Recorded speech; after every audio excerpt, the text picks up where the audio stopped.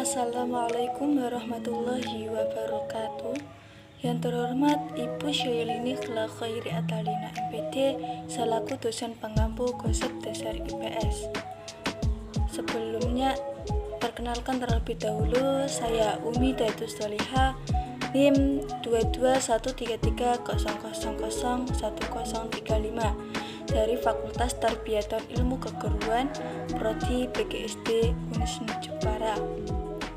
Di sini saya akan menjelaskan atau menyampaikan mengenai budaya patriarki dan kesetaraan gender. Saat ini, kita hidup dalam dunia yang lebih didominasi laki-laki atau patriarki. Nah, patriarki sendiri itu merupakan perilaku yang mengutamakan laki-laki daripada perempuan dalam masyarakat atau kelompok sosial tertentu. Perilaku yang mengutamakan tersebut berarti menganggap bahwa laki-laki memiliki derajat yang lebih tinggi daripada perempuan. Patriarki dapat dikatakan sebagai budaya dalam masyarakat Indonesia.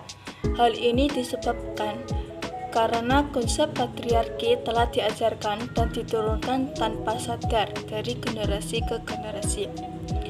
Patriarki kemudian membentuk pola pikir masyarakat dan menjadi sebuah norma dan tolak ukur untuk menilai seseorang. Namun, budaya patriarki akan tetap menjadi hambatan dalam perjuangan kesetaraan gender. Sebagai jawaban untuk menggantikan budaya patriarki, kita harus menciptakan konsep kesetaraan gender, di mana perempuan dan laki-laki harus memiliki hak yang setara, walaupun tetap memiliki bagiannya masing-masing. Seringkali, masyarakat salah mengerti konsep kesetaraan gender sebagai persamaan gender. Masyarakat menganggap bahwa kesetaraan gender dapat tercapai ketika apa yang dilakukan laki-laki harus dilakukan oleh seorang perempuan. Hal ini tentu keliru, karena kesetaraan gender tidak berbicara tentang hak dan kewajiban yang sama, tetapi setara. Setara artinya laki-laki dan perempuan memiliki bagiannya masing-masing. Namun, dalam perbedaan bagian tersebut, setiap gender memiliki derajat dan kedudukan yang sama dan seimbang. Berbicara mengenai kesetaraan gender, kesetaraan gender dan keadilan di Indonesia dipelopori oleh Raden Ajeng Kartini sejak tahun 1908. Perjuangan persamaan hak antara laki-laki dan perempuan, khususnya dalam bidang pendidikan, dimulai oleh Raden Ajeng Kartini sebagai wujud perlawanan atas ketidakadilan terhadap kaum perempuan pada masa itu. Ibu Kartini adalah sosok pelopor persamaan derajat perempuan Nusantara yang mendedikasikan intelektualitas, gagasan, dan perjuangannya untuk mendobrak ketidakadilan yang dihadapi. Sebagai pemikir dan penggerak emansipasi perempuan, Kartini menjadi sumber inspirasi perjuangan perempuan yang mengidamkan kebebasan dan persamaan status sosial. Setiap tahunnya, Indonesia selalu memperingati Hari Kartini yang jatuh pada tanggal 21 April. Sosok Raden Ajeng Kartini merupakan salah satu pahlawan nasional Indonesia. Hari Kartini diperingati sebagai bentuk penghormatan pada Ibu Kartini yang telah berjuang untuk mendapatkan kesetaraan hak perempuan dan laki-laki di masa lalu. Lantas, bagaimana upaya mewujudkan kesetaraan gender di Indonesia? Kesetaraan gender menjadi tuntutan di hampir semua negara. Faktanya tidak mudah untuk mewujudkan kesetaraan gender.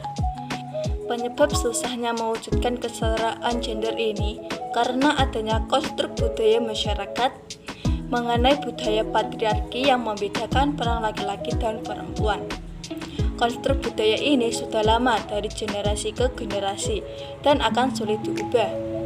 Untuk mengubah budaya ini, maka dibutuhkan proses yang sangat lama.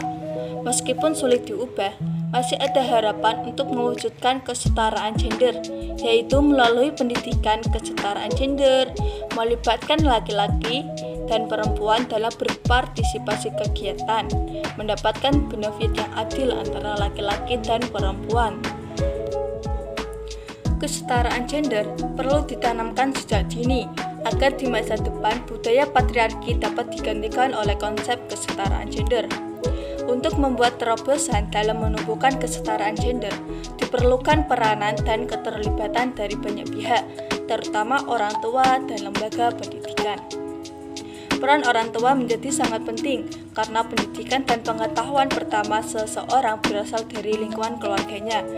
Apabila sejak kecil seseorang anak telah ditanamkan arti kesetaraan gender, maka ketika dewasa ia akan mampu menghargai dan menghormati orang lain.